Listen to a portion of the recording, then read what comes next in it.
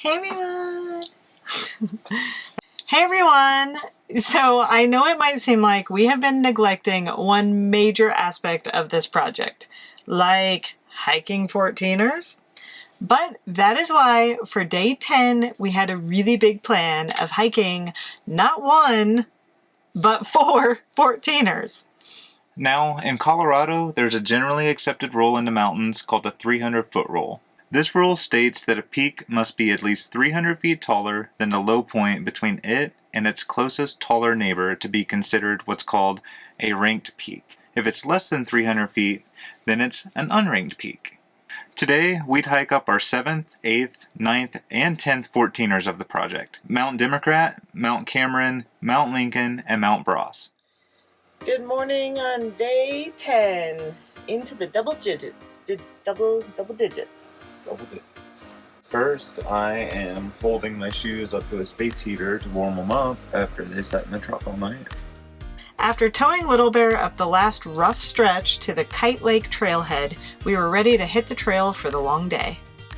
Our first peak of the day was Mount Democrat. Since the trailhead is already at 12,000 feet, over half of our elevation gain for the day would come on this first summit. And so, we went up and up. Today we are doing what is commonly called Decalibron: Democrat, Cameron, Lincoln, and Bros. So 4 14ers and a little loop with a couple of out and backs, like 7 something miles and 3,000 something feet of elevation gain to get all 4 of them. So pretty good bang for the buck. This first ascent had a few false summits and some steeper, rockier terrain. But in about an hour and a half, we found ourselves standing atop the first summit of the day and the 7th of our project, Mount Democrat. All right, we are on our first of 4 summits today. However, we've luckily already done over half of the ascent, so that makes me really happy. So, since we have 4 summits today, we get 2 flasks. 4 cheers. And we brought 2 flasks just in case. Okay, cheers to another loop around the Decalibron. Going down. Cheers to my first day doing 4 14ers ever. We then set our eyes towards the next summit of the day, Mount Cameron. Though it's not a ranked summit, it would be our second biggest ascent of the day to reach the top. From the Democrat Cameron saddle, we had about 800 vertical feet to reach the top of our 8th 14er of the project. The summit of Cameron is rounded off and not terribly impressive, plus the winds were starting to pick up a bit. So we said our cheers and didn't linger around too long before continuing on our way. It looks really beautiful up here, but it's the summits are a lot more bald, I guess, than the other ones we've done, so there's not a lot to take pictures of, but rocks.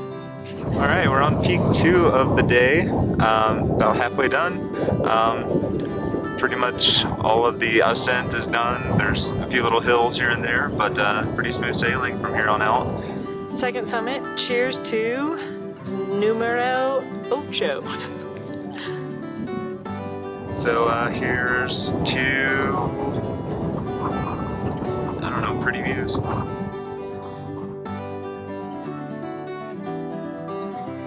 Next was a quick out and back to the 9th 14er of our project and 3rd of the day, Mount Lincoln.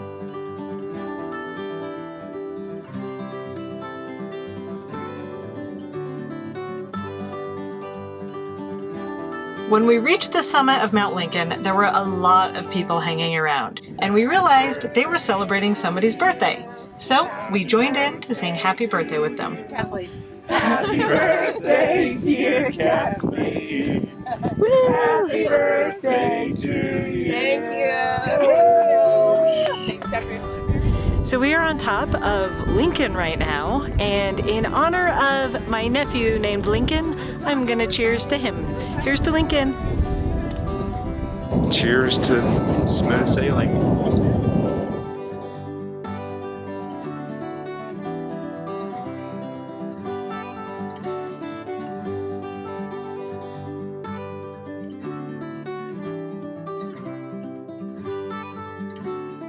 As we skirted below the summit of Cameron on our way back, the wind started picking up.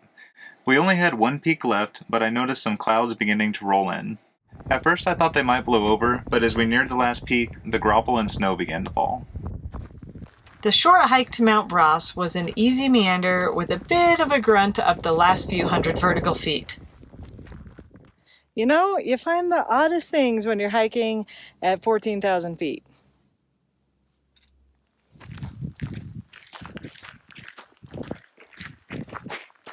When we reached the top of Bras, our fourth summit for the day, we were really happy to finally be caught up with peaks versus days in our 14er project.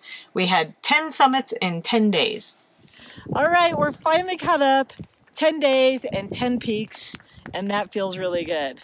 Yeah, so to celebrate, we brought a special whiskey that we got from KJ Wood Distillers in Ouray, and some nice people from, RV Medic out of Grand Junction gifted us a bottle of that whiskey. Cheers to unpredictable mountain weather. And here is a cheers to good gifts from new friends. On the summit, the snow and graupel began picking up, and you can tell the storm clouds made a turn to come right towards us. I still didn't worry because it seemed like the only thing these clouds were bringing was a little snow, and we had enough clothes to stay warm. We've had beautiful weather all day long, and it just now started to kind of snowy, graupel-y type stuff. But hopefully it'll blow over quick and we can just head down. A little bit of weather rolled in, which is one of the things that I love about the mountains. It starts out sunny and then it starts snowing. You never know what you're gonna get. So after we took a few photos, a girl came up to the summit from the direction we were going to descend.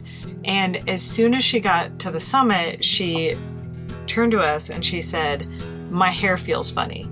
And I kind of stopped for a minute and I thought, and I looked at Kendrick and I said, "My hair feels funny too."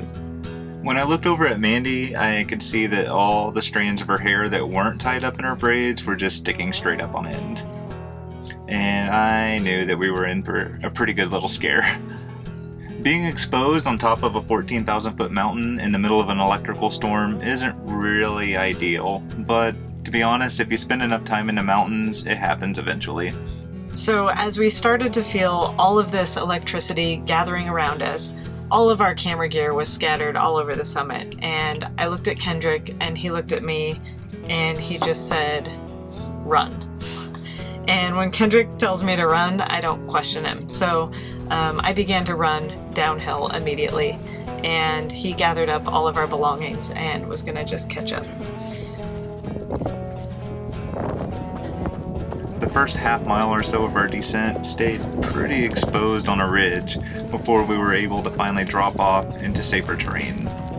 I just kept yelling at Mandy to go as fast as she could while not doing anything stupid and getting injured. It's pretty easy to panic in these situations, get reckless, and then get hurt, and then be stuck up there in the lightning. I have to admit, I was kind of terrified on our way down. As we ran down, I could feel the electricity all over my body. I could actually hear the static electricity like crackling all over. I got so scared because I felt like I was running into the worst part of the storm that I kept wanting to turn around and run back uphill.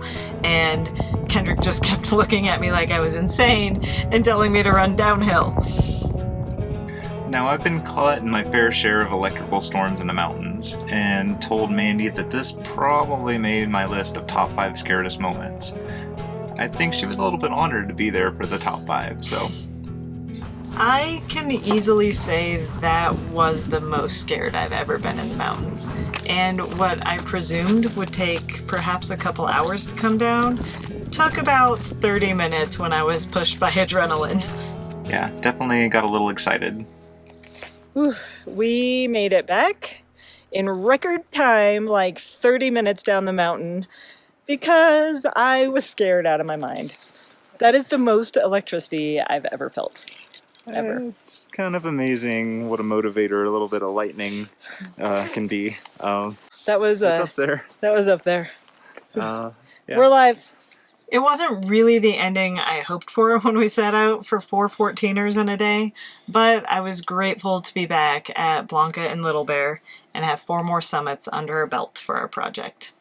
After our little scare, we decided that a brewery visit might calm us down a little bit. But first, our 9th scenic drive over Hoosier Pass into the town of Fairplay. If you're wondering, yes, this pass is named in reference to the Hoosier State. Apparently, a lot of the area's early pioneers came from Indiana.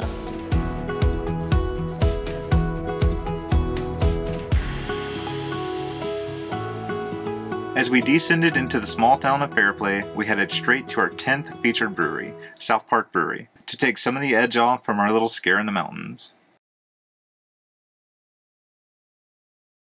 After we sat down and got a drink, the bartender took a lot of joy in telling us about the South Park Brewery.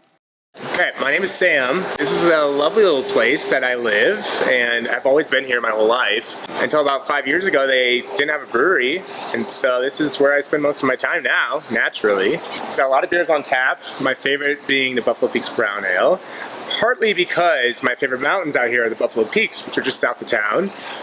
Climbed those a few times, they're just lovely and beautiful, but the beer is also delicious as well. People here are nice, it's a quiet town, which is what I like. You know everybody, they know you, for better or for worse, but it's kind of a beautiful thing. So come see us sometime, especially during burro days, which is like our big weekend here. We've got a lot of burros walking around, a bunch of asses, if you will. So it's a race up Mosquito Pass. It's 15 miles one way, and then they come back, and you run with a burro. That's the rule. You can't ride it, you gotta run with it, and those burros are darn stubborn. So it's a long tradition in this town. So it brings a good crowd to our otherwise small community. So The bartender even pointed us in the direction of Snitchin Lady Distillery that just moved to a new location in town. The guy at the last brewery, the South Park Brewery, recommended we come here, and although this is not in our Colorado Spirits Trail book, those are the best ones, right? The little ones that you don't really know about. So we're going to go check it out. We're gonna see if they have any good whiskey. I hope so. Of course, when we arrived, we started off with a sampling of their 4 main spirits: a rye, a corn whiskey, a bourbon, and a grape brandy. Our bartender gave us a pretty great walkthrough. If you know us, you can probably guess what our favorite was: the rye. We lucked out with our visit and got to meet the 2 distillers who were more than happy to give us a private tour and share the story of how they began. So when I was a little kid, my dad used to take me camping a lot. He would always get me to run buckets of water, is what I thought, to the campsite to cook soup. He always made a good soup while we were camping. And that was actually the mash to pour in the still. So he was secretly making me moonshine out in the Hickory Hills, Hickory, North Carolina. When it came down to it, me and Dave really did this together in the backyard for fun. It was more of a, let's make a good personal stash and enjoy everything that we make. Just like if you were baking or something, you enjoy baking a cake or something and eating it more than most people would that didn't. We really pushed ourselves to try to go as legal as possible and not have the cops called on us anymore.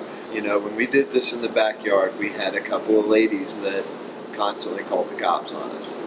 The cops would come and visit us and say, "Hey, we don't care what you're making back there, just please don't let them call us again," it was really cool.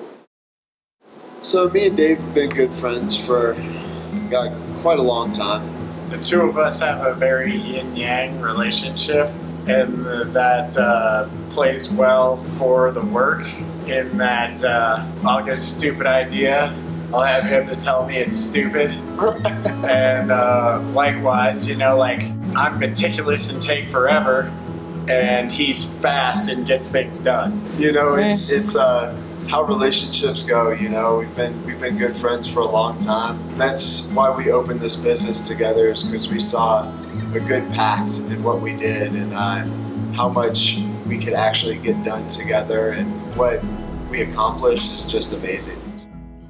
And last but not least, because it was a brand new distillery, we felt we had to contribute our own $2 bill to the wall. Bam! It's done. This was the 12th distillery of our 14er project. So close. And it stood out as one of our favorites. And we didn't even know it existed until we talked to the bartender at the brewery. So that was pretty cool. Now it was time to backtrack to the town of Frisco, find a cozy place to park the camper for the night, and sneak in our 11th brewery, Highside Brewing. When we arrived, there was loud live music, so we opted to head upstairs and have the quiet-ish bar completely to ourselves. At this point, we were pretty tired, so we didn't hang around too long. We finished the night off with a wine and beer and a final cheers with the friendly bartender. It was time to curl up inside the camper and go to sleep. After 10 days, our totals are 10 14ers, 12 distilleries, 11 breweries, 8 coffee shops, 9 water features, 9 scenic drives, and 8 wildflowers. We rock. While day 10 was not the most physically exhausting for me, it was definitely the most emotionally exhausting. Scary, exciting, had the highest highs and the lowest lows, and it is definitely a day that I will remember for the rest of my life. So, here's to 4 more days exploring colorful Colorado. Love and light.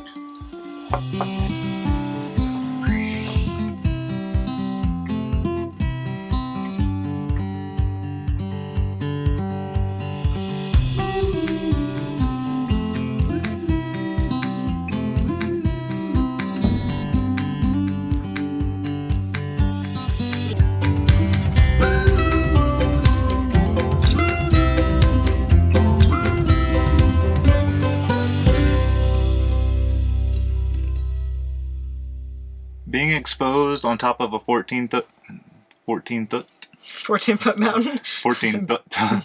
I made up a unit of measure. No, you have the metric foot and the imperial foot.